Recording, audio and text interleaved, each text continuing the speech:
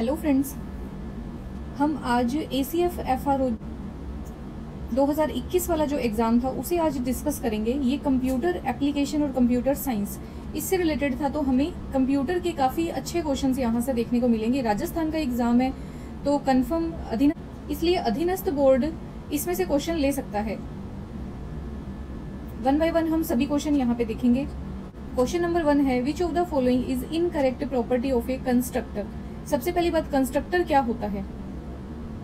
C++ में आपको class का पता होगा। क्लास क्या होती है? एक लॉजिकल एंटिटी होती है। इसका हम रियल लाइफ में या फिजिकल एंटिटी के रूप में एक ऑब्जेक्ट क्रिएट करते हैं। जब इसका ऑब्जेक्ट क्रिएट कर दिया जाता है, उस ऑब्जेक्ट को मेमोरी देने के लिए कंस्ट्रक्टर को अपने आप कॉल कर लिया जाता है। अगर आप कंस्ट्रक्टर नहीं बनाते तो ऑब्जेक्ट जैसे ही बनेगा वैसे ही अपने आप उसको मेमोरी में जगह मिल जाएगी। बट आपको C++ ने ये एडवांटेज दी है, आप अपना कंस्ट्रक्टर खुद बना सकते हो, उसे कोई वैल्यू से इनिशियलाइज कर सकते हो। और कंस्ट्रक्टर अगर आप बनाते हो तो उस कंस्ट्रक्टर का नाम और आपकी क्लास का नाम बिल्कुल सेम होना चाहिए। और जो मेमोरी आपको ध्यान होनी चाहिए, जो मेमोरी हम खुद बनाते हैं जिसमें प्रोग्रामर खुद इन्वॉल्व हो जाता है, अलग से उसको मेमोरी दिलवाई जाती है, उस मेमोरी को हमें डिलीट भी करना पड़ता है, फ्री भी करना पड़ता है। तो जितने भी आप कंस्ट्रक्टर बनाओ, अब कंस्ट्रक्टर कैसे बनाओगे? जैसे क्लास है अपनी ABC, मैंने एक कंस्ट्रक्टर बना दिया ABC जो एक इंटीजर वैल्यू को लेगा। दूसरा कंस्ट्रक्टर मैंने बनाया जो 2 इंटीजर वैल्यू को लेगा। तो कंस्ट्रक्टर को हम ओवरलोड कर सकते हैं, है ना। पॉलीमॉर्फिज्म में हमने बात की थी। पॉलीमॉर्फिज्म में एक ही नाम से एक फंक्शन होता है, उसमें अलग अलग पैरामीटर के हिसाब से हम फंक्शंस बनाते रहते हैं। वैसे ही कंस्ट्रक्टर का जो नाम है वो क्लास के नाम की तरह होगा, बिल्कुल सेम। और पैरामीटर अलग अलग देने से अलग अलग तरह के कंस्ट्रक्टर हम बना सकते हैं। जिस तरह का आप ऑब्जेक्ट बनाओगे आपको वो ही कंस्ट्रक्टर कॉल करना है डायरेक्ट। अब जब भी आप खुद कंस्ट्रक्टर बनाओगे तो आपको, जब कंस्ट्रक्टर का यूज पूरा हो चुका हो, उस समय आप एक डिस्ट्रक्टर को भी कॉल करोगे जिसके आगे टिल्ड का साइन लगा होता है और उसका नाम भी क्लास के समान होगा। वो भी ABC नाम से होगा। बस उसकी पहचान क्या होगी? कंस्ट्रक्टर सीधा क्लास का नाम होता है, उसके डिस्ट्रक्टर के नाम के आगे ये टिल्ड साइन लगा हुआ मिलेगा आपको। अब क्वेश्चन हमसे ये पूछा है कौन सा एक कंस्ट्रक्टर के लिए सही जो प्रॉपर्टी है वो नहीं है। The name of a constructor is the same as the name of class. तो बिल्कुल सेम होना चाहिए, ये तो मैंने आपको सबसे पहले बताया। A class can have more than 1 constructor, बिल्कुल हो सकते हैं, आप जितने मर्जी कंस्ट्रक्टर बनाओ। Constructor executed automatically when a class object is created, बिल्कुल सही स्टेटमेंट है। और कंस्ट्रक्टर कैन नॉट ओवरलोडेड, अभी हमने देखा था कंस्ट्रक्टर हम ओवरलोड कर सकते हैं। जैसे एक कंस्ट्रक्टर हमने ABC इंट का बनाया, दूसरा हमने ABC और 2 इंटीजर टाइप के वेरिएबल का बना दिया। ओवरलोड तो हो सकता है। तो यहाँ पे करेक्ट, यहाँ पे इनकरेक्ट स्टेटमेंट हो जाएगी 4th। नेक्स्ट क्वेश्चन है, एक प्रोग्राम दिया है C++ में, इंट x, इंटीजर टाइप का एक x वेरिएबल है। इस x वेरिएबल को हमने y वेरिएबल में रख दिया और इसके आगे एड्रेस ऑपरेटर लगा रखा है। अब इसका क्या मतलब होता है? जिस भी वेरिएबल के डिक्लेरेशन के टाइम पे आप डिक्लेरेशन और इनिशियलाइजेशन, मतलब वैल्यू भी असाइन कर रहे हो, साथ में वेरिएबल डिक्लेयर भी कर रहे हो, और साथ में आपने डेटा टाइप के बराबर ये वाला साइन लगा के फिर उसको डिक्लेयर किया और उसमें वैल्यू इनिशियलाइज कर दी। इसका मतलब क्या होता है? y जो है वो x की एक कॉपी है, अलाइज है, दोनों एक ही मेमोरी को पॉइंट करेंगे। मान लेते हैं मैंने x के अंदर एक वैल्यू सेव कर दी 10। अगर किसी वेरिएबल को मैं ऐसे डिक्लेयर करके उसके अंदर x की वैल्यू x को ही इनिशियलाइज करवा दूंगी तो y की भी मेमोरी लोकेशन ये सेम हो जाएगी। इन दोनों वेरिएबल x और y को ये सेम ही मेमोरी लोकेशन मिलेगी, इसलिए बोला जाता है y जो है वो x का एक अलाइज है, एक तरह से उसी मेमोरी के अंदर सेव है। दोनों के अंदर कोई भी वैल्यू सेव होगी, दोनों सेम वैल्यू को ही क्या करेंगे? पॉइंट करेंगे। अब देखते हैं यहाँ पे हमसे क्या चीज बोली है। सबसे पहली स्टेटमेंट है y के अंदर आपने 25 को इनिशियलाइज कर दिया, तो y को कोई मेमोरी मिली यहाँ पे, और ये सेम मेमोरी लोकेशन x को भी मिली हुई है, ये हमें भूलना नहीं है। इस लाइन से समझ आ गया होगा। 25 वैल्यू हमने इसमें डाल दी। x इक्वल टू, अब x के अंदर हम क्या इनिशियलाइज करेंगे? पहले इस पूरी की पूरी ऑपरेटर वाली ये जो आपको एक्सप्रेशन दिख रही है, इसमें पहले मल्टीप्लाई होगा, 2 को मल्टीप्लाई करेंगे x की वैल्यू से। x में अभी क्या वैल्यू है? ये वाला 25 को मल्टीप्लाई कर देंगे, क्या मिलेगा? 50। और 50 में हम 30 को ऐड करेंगे, कितने हो गए? 80। जो भी वैल्यू आएगी उसको x में असाइन करेंगे। x में हम 25 काट के कर देंगे 80। पूछ रहा है x और y की वैल्यू क्या होगी, तो दोनों एक ही मेमोरी लोकेशन को एलोकेट कर रहे हैं, दोनों में ही क्या होगा 80 और 80। करेक्ट आंसर हो जाएगा number 3। Java does not support hierarchical inheritance, single inheritance, multi level inheritance और मल्टीपल इनहेरिटेंस। अभी लेटेस्ट वाली जो वीडियो हमने करी है उसमें हमने पूरे इसके इनहेरिटेंस के सारे टाइप कवर किए। हायरार्किकल जावा अलाउड करती है, सपोर्ट करती है। हायरार्किकल मतलब एक क्लास है, आपने उस एक बेस क्लास को 2 क्लासेस के अंदर इनहेरिट कर दिया, ये होता है हायरार्किकल, ये अलाउड है। सिंगल इनहेरिटेंस, कोई ए क्लास है उसको आपने इनहेरिट कर दिया बी में, बिल्कुल अलाउड है। मल्टी लेवल, मल्टी लेवल में क्या होता है, पहला जो बेस क्लास है उसके सारे के सारे अपने variable, function, data type, object, वो सब के सब इसमें आ जाएंगे। पहली बेस क्लास है उसको आपने इनहेरिट कर लिया किसी दूसरी क्लास में, और इस दूसरी क्लास को आपने इनहेरिट कर लिया सी में। मान लेते हैं ए में एक ऐड फंक्शन था, बी में क्या था, ये वाला ऐड आ गया ऊपर से इनहेरिट होके, और इसने एक सब्ट्रैक्ट फंक्शन अपना अलग बना लिया। बट सी में आपको ऐड फंक्शन भी मिलेगा, सब्ट्रैक्ट फंक्शन भी मिलेगा, और इसके खुद के अपने फंक्शन भी मिल जाएंगे। जावा इन तीनों को ही सपोर्ट करता है, बट मल्टीपल इनहेरिटेंस को जावा सपोर्ट नहीं करता। मल्टीपल का स्ट्रक्चर क्या होता है, मल्टीपल होता है जैसे कोई ए बेस क्लास है, दूसरी कोई बी क्लास है, दोनों को मिला के हमने सी में क्या कर लिया, इनहेरिट कर लिया। ए के जितने फंक्शन है वो सी में आ जाएंगे, बी के जितने फंक्शन है वो सी में आ जाएंगे। तो जावा मल्टीपल को सपोर्ट नहीं करता। करेक्ट आंसर यहाँ क्या हो जाएगा, ऑप्शन नंबर 4।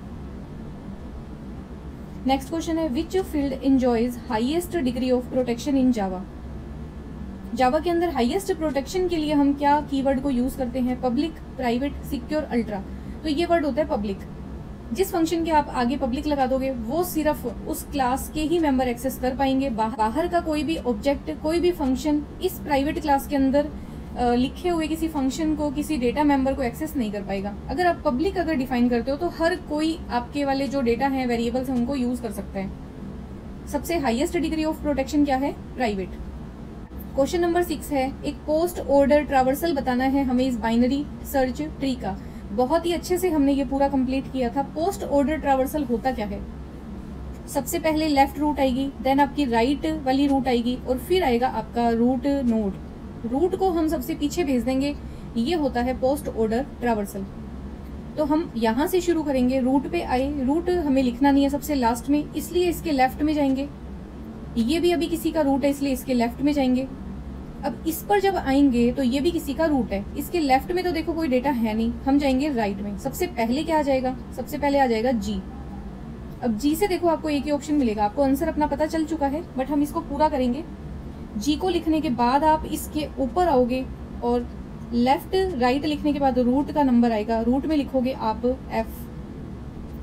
एफ भी आपने कंप्लीट कर दिया। फिर आप इसके ऊपर आओगे, इसका लेफ्ट ट्री पूरा हो गया, राइट ट्री यहाँ पे दिया नहीं है इसलिए हम लिख देंगे जे। जे भी यहाँ पे हमने पूरा कर दिया। ऊपर आएंगे, इस वाली ट्री का लेफ्ट हमने पूरा कर दिया, बट राइट अभी बाकी है, और लेफ्ट के बाद हमें राइट लिखने हैं इसलिए हम इसके राइट में जाएंगे। राइट में हमें रूट मिलेगा एस। अब ये रूट है इन सब नोड का, नीचे वाली का, अपने लेफ्ट में आया, ये भी किसी का रूट है अपने लेफ्ट में आया, तो एल मिलेगा, हम लिखेंगे एल को। एल लिखने के बाद हम रूट पे वापस जब जाएंगे तो इसके राइट पे जाएंगे, फिर हम पी लिखेंगे, देन हम रूट लिखेंगे एम, फिर हम इसके रूट पे वापस आएंगे एस पे, बट इसका राइट अभी बाकी है तो हम यू लिख देंगे, और फिर हम एस का नंबर यहाँ पे लगा देंगे। लास्ट में, सबसे लास्ट में लिखा जाएगा रूट, वो आ जाएगा के।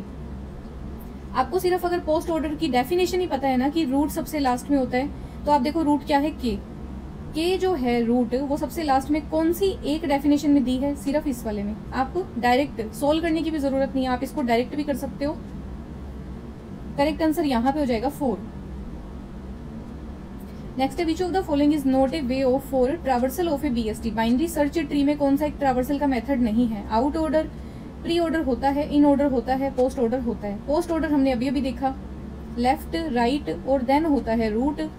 इन ऑर्डर में क्या होगा, लेफ्ट इस साइड होगा, बीच में रूट होगा, इन में है रूट और इस तरफ होगा राइट। प्री में रूट आगे आ जाएगा।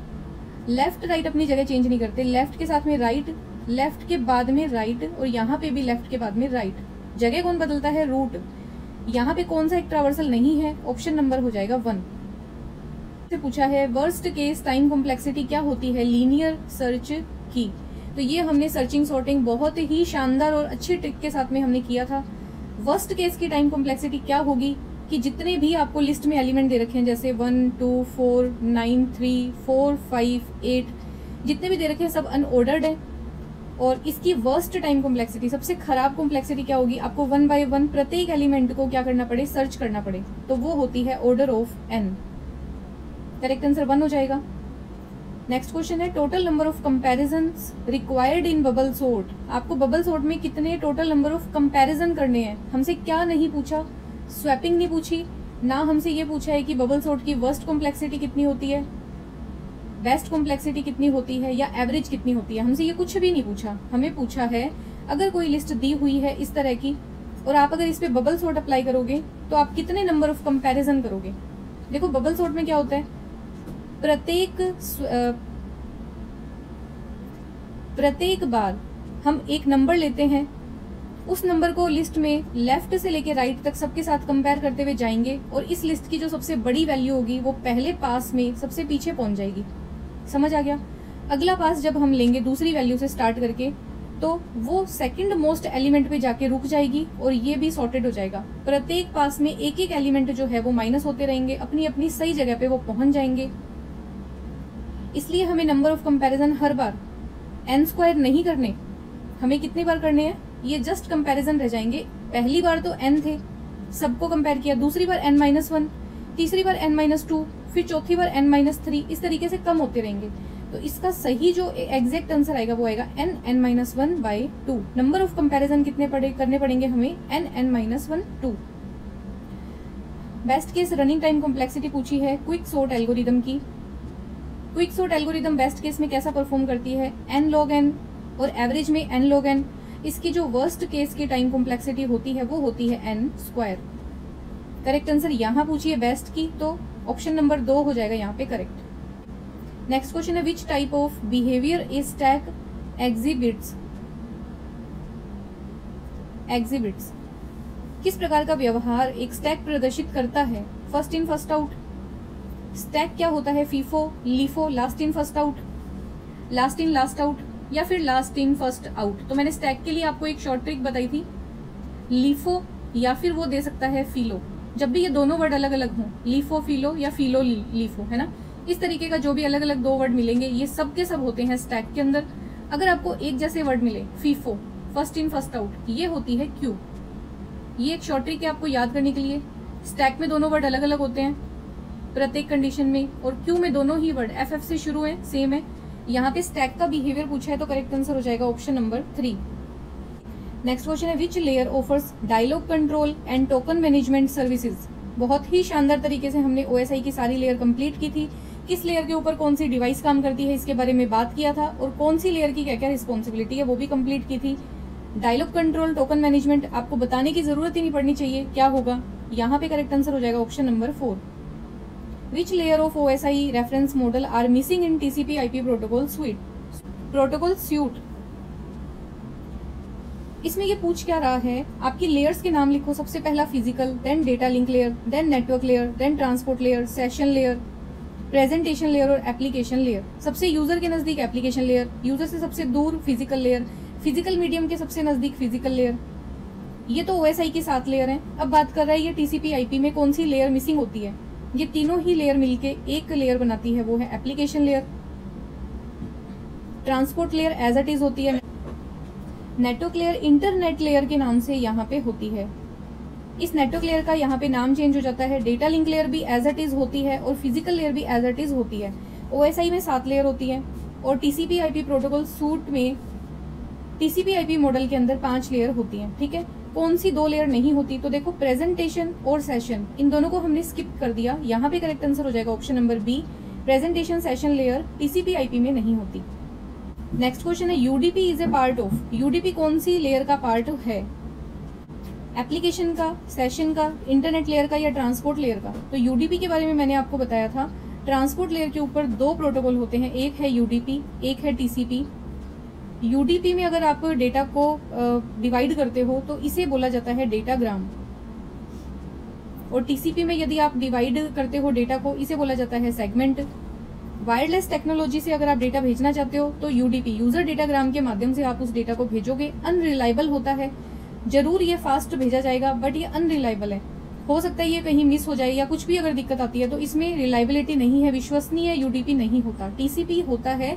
कनेक्शन ओरिएंटेड, मतलब आप वायर्ड के थ्रू अगर किसी नेटवर्क में कनेक्ट होते हो, पहले आप सेशन को बनाते हो, उसके बाद में आप उस डेटा को ट्रांसफर करने की कोशिश करते हो, पूरा ट्रांसफर होने के बाद में आप उस सेशन को खत्म करते हो, फिनिश करते हो, टर्मिनेट करते हो, तो इस वजह से ही टीसीपी को बोला जाता है ये एक रिलायबल कनेक्शन है।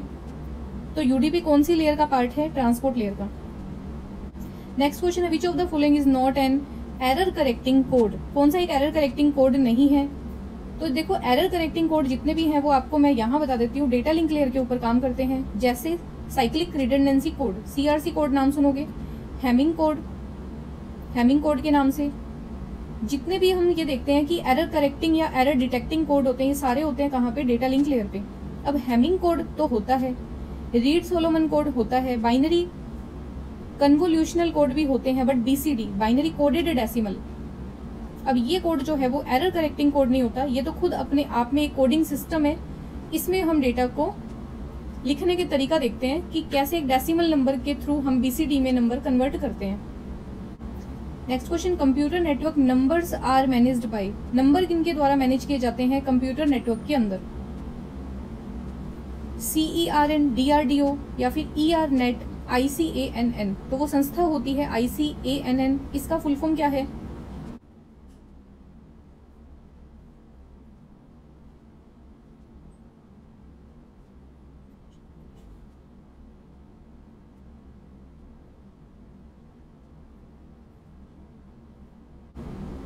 इसका फुल फॉर्म है internet corporation for assigned names and numbers.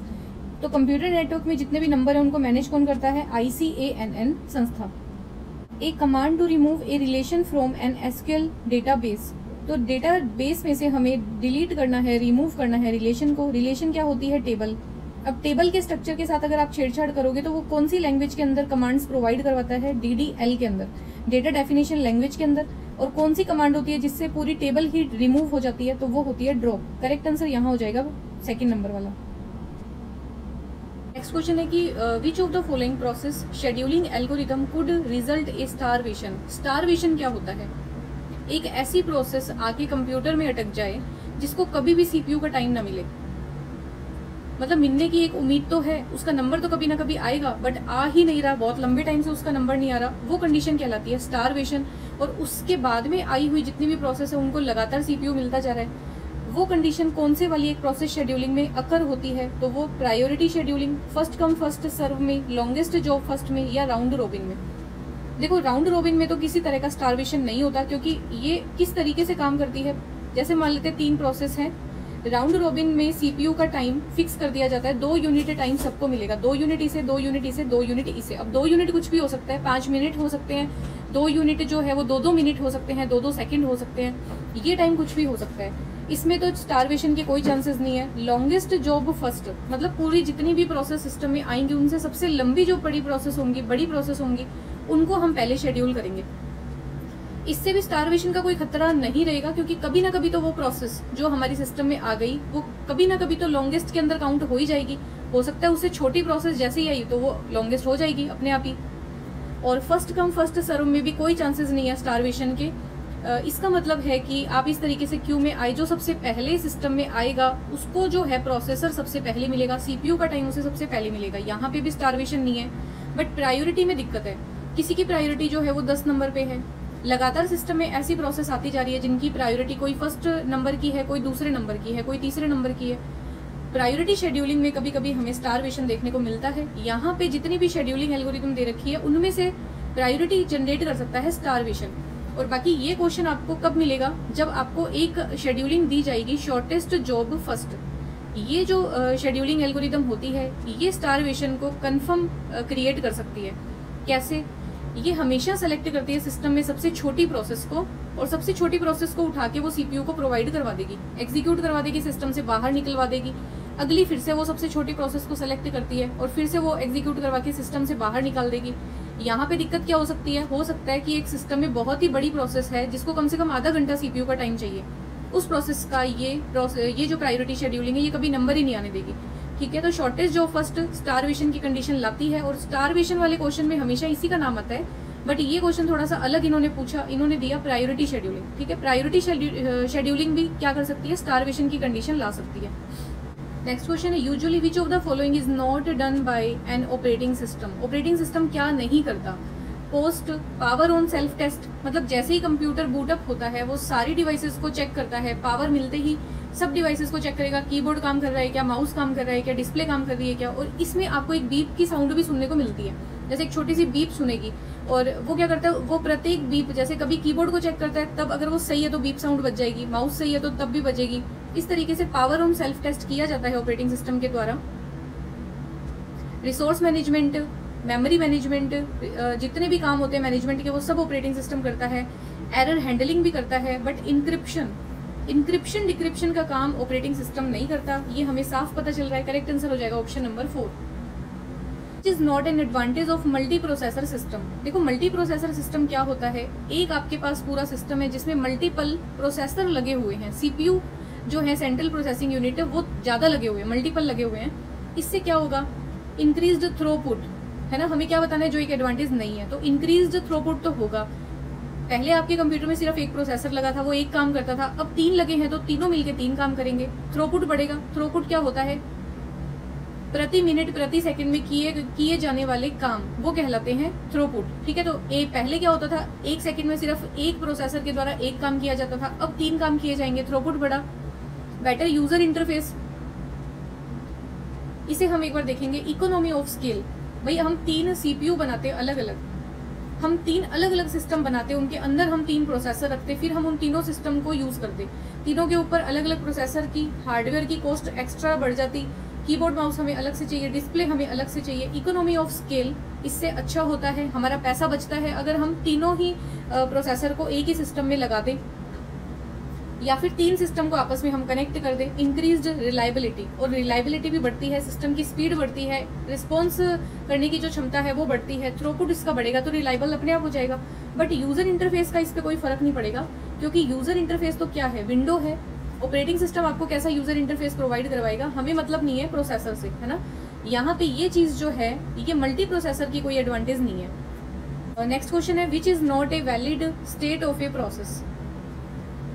Operating system में ऑपरेटिंग सिस्टम की कौन सी एक वैलिड स्टेट नहीं है।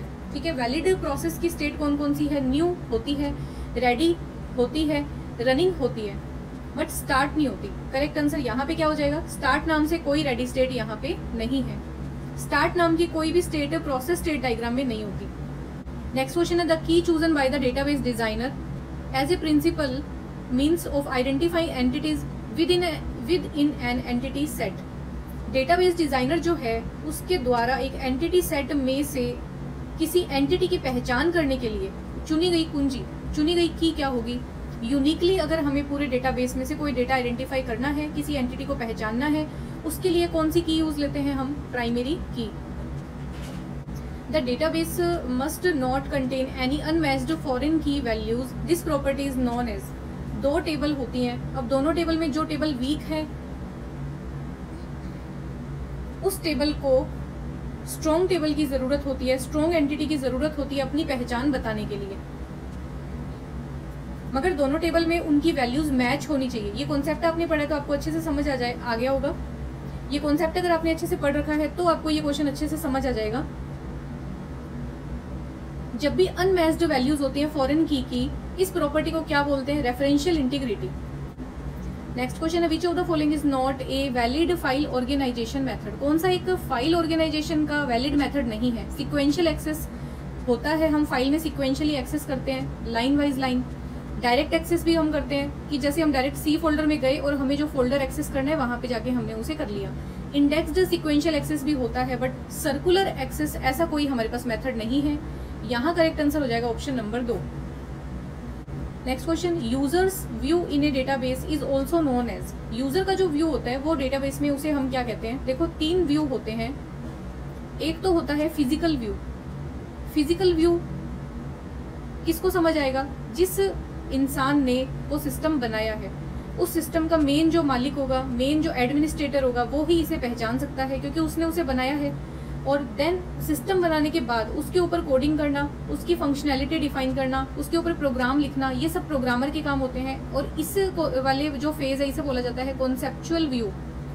लास्ट में होता है व्यू, कौन सा, जिसे यूजर देखता है, उसे कोई मतलब नहीं है अंदर का हार्डवेयर कैसा है, उसे कोई मतलब नहीं है क्या प्रोग्राम कोडिंग लिखी है, उसे सिर्फ एक्सटर्नल व्यू दिखता है। तो यूजर का व्यू है, उसे डेटाबेस में क्या नाम से जानते हैं, एक्सटर्नल व्यू। एक रिलेशनल डेटाबेस एनवायरनमेंट के अंदर all of the following component, मतलब ये सब कंपोनेंट होते हैं बस एक को छोड़ के। डेटाबेस में यूजर होता है, बिल्कुल होता है, यूजर अपनी क्वेरी देगा, यूजर के लिए ही हम डेटाबेस बनाते हैं, यूजर तो उसमें होगा, डेटाबेस होगा, उसमें हम सारा डेटा रखेंगे और उस डेटाबेस से जो भी हमें क्वेरी, मतलब जो डेटा हमें उसमें से निकालना है, हम उसको उसके लिए एक पर्टिकुलर एक क्वेरी लिखेंगे कि हमें 5 स्टूडेंट का नाम बताओ जिन्होंने टॉप किया है, या हमें 5 बच्चों के नाम बताओ जो मैथ में वीक हैं। इस तरीके से हम क्वेरी देते हैं, क्वेरी लैंग्वेज के थ्रू, एसक्यूएल लैंग्वेज के थ्रू। बट सेपरेट फाइल, क्या सेपरेट फाइल का कोई कॉन्सेप्ट होता है रिलेशनल डेटाबेस में? तो नहीं होता। ठीक है, सेपरेट यहाँ कुछ नहीं होता, सारा डेटाबेस आपस में कनेक्टेड होता है। बल्कि इसे बोलना चाहिए कि डेटाबेस हम इसलिए बोल रहे हैं क्योंकि हमने उन सब चीजों को मिला दिया। यहाँ पे कौन सा एक रिलेशनल डेटाबेस का एनवायरनमेंट का एग्जांपल नहीं है या कंपोनेंट नहीं है, तो ये हो जाएगा सेपरेट फाइल्स। नेक्स्ट क्वेश्चन है the content of database can not be modified using the operation. कौन सा एक ऐसा ऑपरेशन है जिससे डेटाबेस का कंटेंट जो है वो मॉडिफाई नहीं होता? डिलीशन, अगर डेटाबेस से कोई चीज डिलीट करेंगे तो वो मॉडिफाई होगा, डेटाबेस मॉडिफाई करेगा। इंसर्शन करेंगे तो डेटाबेस में एलिमेंट ऐड होंगे, मॉडिफिकेशन होगा। अपडेशन करेंगे तब भी डेटा ऐड होगा कुछ ना कुछ और मॉडिफिकेशन होगा। सिलेक्शन से कोई फर्क नहीं पड़ेगा, किसी तरह का मॉडिफिकेशन नहीं होगा। यहाँ पे करेक्ट आंसर हो जाएगा ऑप्शन नंबर 4। नेक्स्ट क्वेश्चन है which of the following port address used by FTP protocol. FTP का फुल फॉर्म पता होना चाहिए, file transfer protocol. File transfer protocol 2 तरह के पोर्ट नंबर यूज करता है, ये हम डिस्कस कई बार कर चुके हैं। एक तो करता है ये पोर्ट नंबर 20 और दूसरा ये यूज करता है पोर्ट नंबर 21। देखो, एक डिवाइस से दूसरी डिवाइस पे डेटा भेजना है तो पहले हमें कनेक्शन बनाना पड़ेगा और कनेक्शन बनाने के लिए इसका पोर्ट नंबर होता है 21। और कनेक्शन जब अच्छे से वेल एस्टेब्लिश हो जाएगा देन हम उस कनेक्शन के थ्रू डेटा भेजेंगे। तो डेटा ट्रांसफर करने के लिए पोर्ट नंबर अलग होता है, वो होता है 20। यहाँ पे कौन से पोर्ट जो हैं वो रिलेटेड हैं, यूज किए जाते हैं एफटीपी के द्वारा? 20 और 21। ऑप्शन 3 और 2 जो है वो सही हो जाएंगे।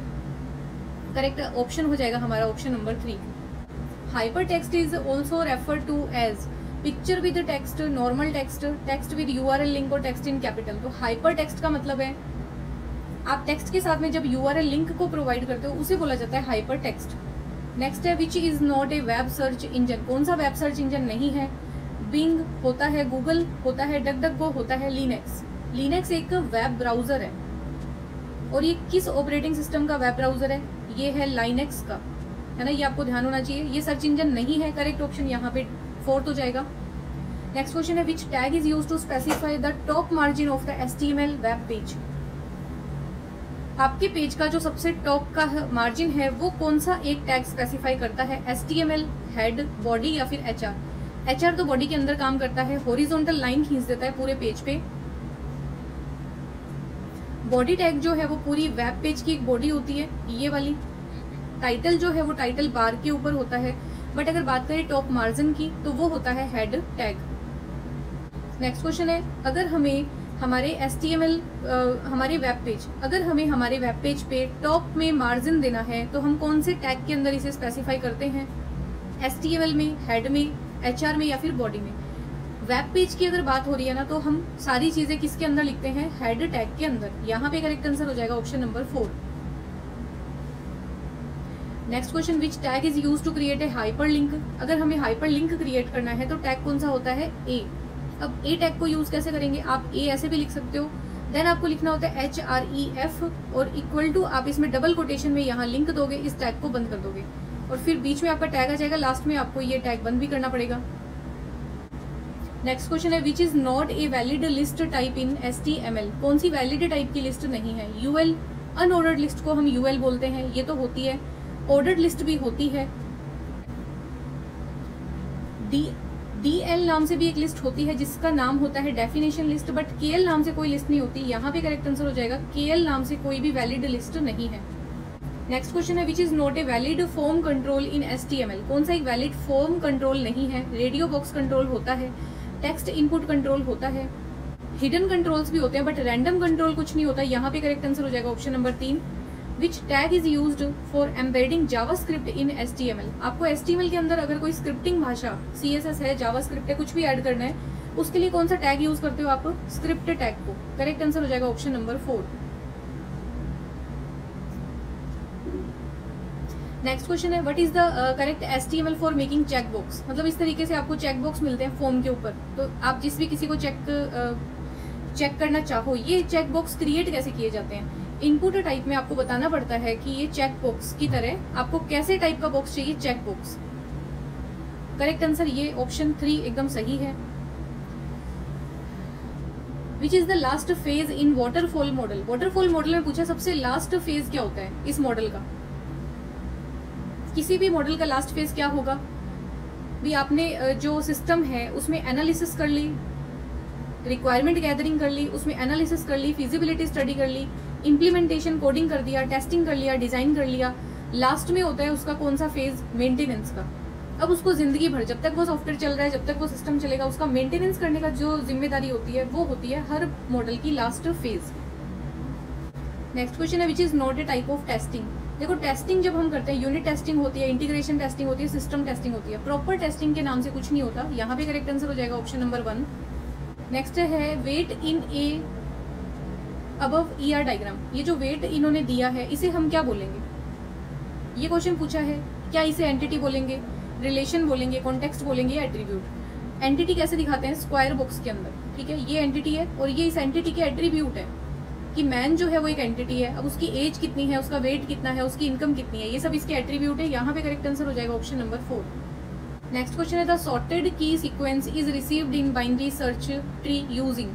आपको है ना सीक्वेंस में एक लिस्ट चाहिए, तो आप कौन सा ट्रावर्सल यूज करोगे। हमें पता है कि नोड जो होती है उसमें जो भी डेटा आएगा, जैसे आया 4 से अगर कोई वैल्यू छोटी है तो वो उसके लेफ्ट में जाएगी, जैसे 2। अगर बड़ी है 6 अगर वैल्यू है तो वो उसके राइट में जाएगी। अब हम चाहते हैं कि पूरी की पूरी लिस्ट सीक्वेंस में आए, पहले 2 आए, देन 4 आए, देन 6 आए। रूट कहाँ पे आया, बीच में। इसलिए जब आपको सॉर्टेड सीक्वेंस के अंदर कोई भी चीज लिखनी है बाइनरी सर्च ट्री को यूज करते हुए, आप कौन सा ट्रावर्सल यूज करोगे, इन ऑर्डर ट्रावर्सल। आप रूट को हमेशा बीच में रखोगे। नेक्स्ट क्वेश्चन है बाइनरी इक्विवेलेंट पूछा है हमें, नंबर दिया है हमें डेसिमल। अब देखो डेसिमल से अगर किसी नंबर को बाइनरी में कन्वर्ट करना है, पॉइंट से लेफ्ट साइड वाले नंबर को हम करते हैं डिवाइड, और डिवाइड का मतलब हम भाग देते हैं, पॉइंट से बाद वाली संख्याओं के साथ हम गुणा करेंगे, ठीक है, और हम उसके बाइनरी के बराबर की संख्या निकाल देंगे। तो यहाँ पे नंबर लिख लेते हैं 6875। अब 2 से मल्टीप्लाई करेंगे, 2 पंजे 10, 2 7 14 और 1 15, 2 8 16 और 1 17, 1 6 दूनी 12 और 1 13। देखो 4 डिजिट का नंबर ये है, 4 डिजिट तक ही आपको लिखना है। कितने बचे, 12 बचे, तो आप 1 यहाँ लिख दो। फिर से 2 से मल्टीप्लाई कर दो, 2 पंजे 10, 1 2 7 14 और 1 15, 1 3 दूनी 6 और 1 7। इस पर कुछ नहीं बचा, 0 लिख दो। फिर 2 से मल्टीप्लाई कर दो, 2 पंजे 10 और 2 7 14 और 1 15, 15 का 5 और 1 आया हासिल, वो बाहर आ जाएगी। फिर 2 से मल्टीप्लाई कर दो, तो 2 पंजे 10, 0 आ गया, इधर आ गया 1। अब आपको ये नंबर कैसे लिखने हैं, ऊपर से नीचे की तरफ, ठीक है। क्या लिखेंगे पॉइंट के बाद में, 1 0, जैसे ऊपर से स्टार्ट करेंगे 1 0 1 1 1 1। करेक्ट ऑप्शन हमारा क्या हो जाएगा, ऑप्शन नंबर 1। अब पॉइंट के इधर वाली तो संख्या ही नहीं है, लेफ्ट साइड की संख्या नहीं है, इसलिए भाग हमें देना नहीं है। यहाँ पे डायरेक्ट आंसर है। कॉम्प्लीमेंट निकालना है हमें इस नंबर का, तो हम कैसे निकालेंगे। देखो आपको पहले 9 कॉम्प्लीमेंट निकालना पड़ेगा। 9 कॉम्प्लीमेंट निकालने के लिए 9999 हम कितनी बार लिखेंगे, ये 6 डिजिट का नंबर है तो 6 बार हम लिख देंगे। अब इस नंबर में से इस नंबर को हम माइनस कर देंगे, 2398। नंबर हमें क्या मिलेगा, 9 में से 8 गया 1, 9 में से 9 गया 0, 9 में से 3 गए 6, 9 में से 2 गया 7, 9 में से 1 गया 8 और 9 में से 0 गया 9। ये तो निकला 9 कॉम्प्लीमेंट। बताना क्या है, 10 प्लस 1 कर देंगे, कितना नंबर आया 98760 करेक्ट आंसर क्या हो जाएगा, ऑप्शन नंबर 3। इसका 10 कॉम्प्लीमेंट क्या होगा इस नंबर का, ये वाला नंबर। नेक्स्ट क्वेश्चन है बीसीडी कोड बताना है हमें 9 का। तो बीसीडी के लिए हमें सबसे पहला किसको बीसीडी में कन्वर्ट करेंगे, एक डेसिमल नंबर को। डेसिमल इन्होंने डायरेक्ट हमें दे दिया तो कोई दिक्कत नहीं है। प्रत्येक डेसिमल को 4 डिजिट में लिख दो। 9 को कैसे लिखोगे, 1001। करेक्ट आंसर हो जाएगा option number 2। Which of the following allows direct data transfer between a device and main memory without involving the processor. देखो आपको एक कीबोर्ड है, उससे डेटा या तो इंसर्ट करवाना है या फिर आपको मॉनिटर पे डेटा शो करवाना है। आप चाहते हो बीच में प्रोसेसर इन्वॉल्व ना हो और ऐसा कोई काम हो जाए, प्रोसेसर अपना काम करता रहे और हम डायरेक्ट मेमोरी को एक्सेस करते रहे। उसके लिए कॉन्सेप्ट आता है डीएमए, डायरेक्ट मेमोरी एक्सेस। ये कॉन्सेप्ट इतना शानदार है कि ये डीएमए अपने आप एक परमिशन लेता है जब भी आप वो मेमोरी को यूज करने की कोशिश करेगा। कोशिश करते टाइम पे पहली बार वो प्रोसेसर से परमिशन लेगा उस मेमोरी को एक्सेस करने की।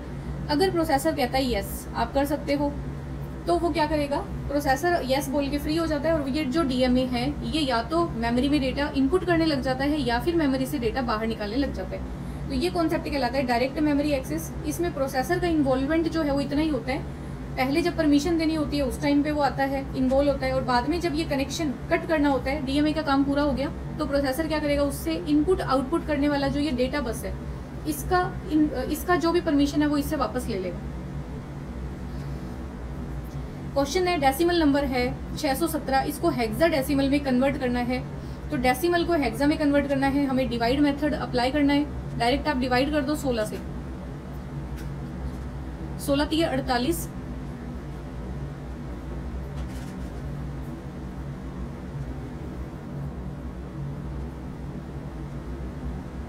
यहाँ पे 13 बचेंगे और फिर यहाँ से 7, मतलब ये 137 से अब 16 का भाग दो,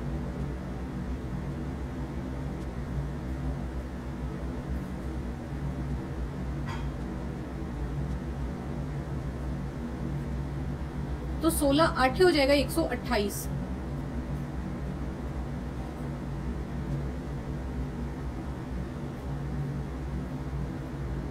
रिमाइंडर कितना बचेगा 9। अब वापस से 16 का भाग चला जाएगा, 16 दूनी 32, 32 जाने के बाद यहाँ पे कितना रिमाइंडर बचेगा 6, नंबर मिलेगा 269। नीचे से ऊपर की तरफ लिखते हैं तो हेक्साडेसिमल हो जाएगा 269।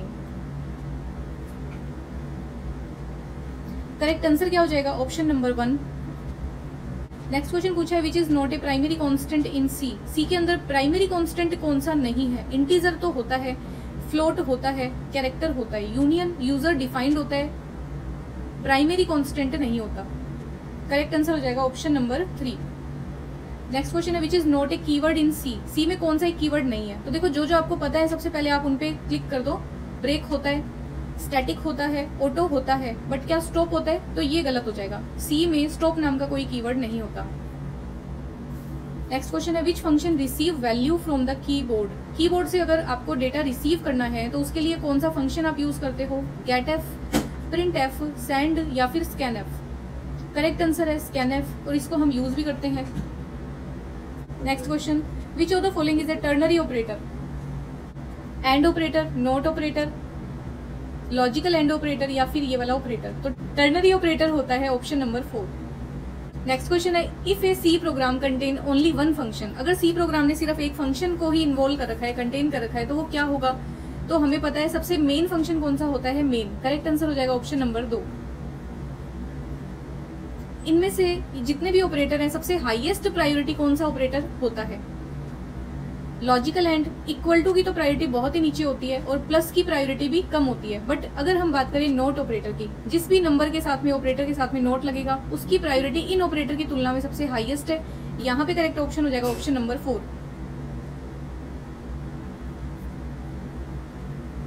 नेक्स्ट क्वेश्चन है, basic run time entities in an object oriented system. Run time की एंटिटीज कौन सी होती है ऑब्जेक्ट ओरिएंटेड सिस्टम के अंदर। अब ऑब्जेक्ट ओरिएंटेड की बात है या तो C++ या फिर जावा, ठीक है। रन टाइम एंटिटीज कौन सी होती है, क्लासेस होती हैं, तो ये तो नहीं होती, ये लॉजिकल एंटिटी है। फिजिकली एग्जिस्ट नहीं होती, फंक्शंस नहीं होते, मेथड नहीं होते। बेसिक रन टाइम की जो एंटिटी होती है वो होती है ऑब्जेक्ट। अब ये क्वेश्चन अच्छा है, the wrapping up of data and function into a single unit. मैंने आपको जब ये टॉपिक करवाया उस टाइम बता दिया, एक क्वेश्चन आपको कंफर्म देखने को मिलेगा, 2 भी दिखने को मिल सकते हैं। आपने क्या किया, डेटा और फंक्शन को एक साथ में रैप कर दिया और इस एक सिंगल यूनिट से मिलकर जो बना उसे हम क्या बोलेंगे, पॉलीमॉर्फिज्म, डेविएशन, इनहेरिटेंस या इनकैप्सुलेशन। तो उसे कैप्सूल के अंदर आपने बंद किया, इसलिए वो कहलाएगा इनकैप्सुलेशन। इनकैप्सुलेशन को अदर किस नाम से जानते हैं, अदर किस नाम से जानते हैं, वो होता है डेटा हाइडिंग, ठीक है। ये आपको कॉन्सेप्ट ध्यान रखना है, इससे हमें कई बार कंफ्यूजन हो सकती है। नेक्स्ट क्वेश्चन है, the process by which object of one class, एक क्लास का ऑब्जेक्ट एक्वायर करेगा property of objects of another class. इसका आप मतलब समझो, कोई क्लास का एक ऑब्जेक्ट है, ए नाम का ऑब्जेक्ट, ये किसी अदर क्लास की प्रॉपर्टी एक्वायर कर रहा है, मतलब अदर क्लास की प्रॉपर्टी अपने अंदर ला रहा है, रख रहा है, उसके फंक्शन यूज कर रहा है, उसके डेटा को यूज कर रहा है, ये चीज क्या कहलाती है? इनहेरिटेंस, पॉलीमॉर्फिज्म, एब्स्ट्रैक्शन या इनकैप्सुलेशन। तो देखो, एक क्लास के साथ में देखो किसी अदर क्लास की जो प्रॉपर्टीज होती है उनको एक्वायर करने की कैपेसिटी कहाँ पे यूज ली जाती है? वो चीज आपको प्रोवाइड की जाती है इनहेरिटेंस के अंदर। नेक्स्ट क्वेश्चन है, C++ वॉज डेवलप्ड बाय, किसने बनाई थी C++? कैन थॉमसन ने, डेनिस रिची ने, बजार्ने स्टाउस्ट्रॉफ ने, डोनाल्ड कनोथ ने। करेक्ट आंसर है ऑप्शन नंबर 3, बजार्ने स्टाउस्ट्रॉफ ने। डेनिस रिची ने क्या बनाया था? C, 1972 के अंदर। नेक्स्ट क्वेश्चन है, stdio.h may be written as in C++। Standard input output की जो हेडर फाइल होती है वो C++ में कैसे लिखी जाएगी? stdio इस तरीके से लिखी जाती है। यहाँ पे करेक्ट आंसर हो जाएगा ऑप्शन नंबर 3।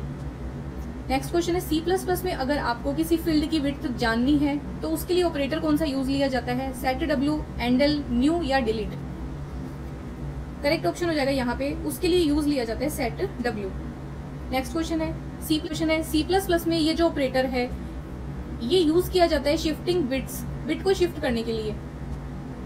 और इसका यूज हम और कहाँ पे करते हैं? Display values, addition values, increment values या फिर डिक्रीमेंट वैल्यूज।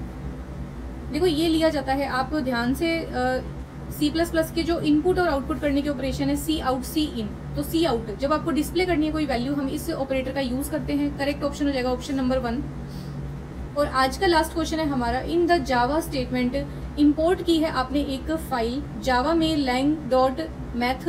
अब इसमें मैथ क्या है? एक ऑब्जेक्ट है, क्लास है, मेथड है या फिर पैकेज है? तो मैथ नाम की एक यहाँ पे क्या है? क्लास होती है। ठीक है, इस क्लास के अंदर वो सारे के सारे मेथड्स होते हैं जो मैथ फाइल में हमें चाहिए। जितने भी फंक्शंस होते हैं वो सारे मेथड के नाम से यहाँ पे होते हैं। ठीक है, आज के ये जो पूरे के पूरे क्वेश्चन है ये राजस्थान में आरपीएससी ने जो एग्जाम लिया था उसके अंदर ये सारे पूछे गए हैं। आपको ये काफी हेल्प करेंगे पेपर का पैटर्न समझने में। और हो सकता है अधीनस्थ बोर्ड, क्योंकि प्रीवियस ईयर के काफी क्वेश्चन आने के चांसेस होते हैं, तो इनमें से एक आधा क्वेश्चन भी अगर कोई आ जाए तो हमारे लिए बेनिफिट है। आज की वीडियो और डिस्कशन आपको कैसा लगा आप मुझे जरूर बताएं, और चैनल को सब्सक्राइब कर लें, साथ में बेल आइकन को प्रेस कर लें ताकि जो भी लेटेस्ट वीडियो आता है वो उसका नोटिफिकेशन आपको बिल्कुल टाइम से मिल जाए। मिलते हैं नेक्स्ट वीडियो में। Thanks for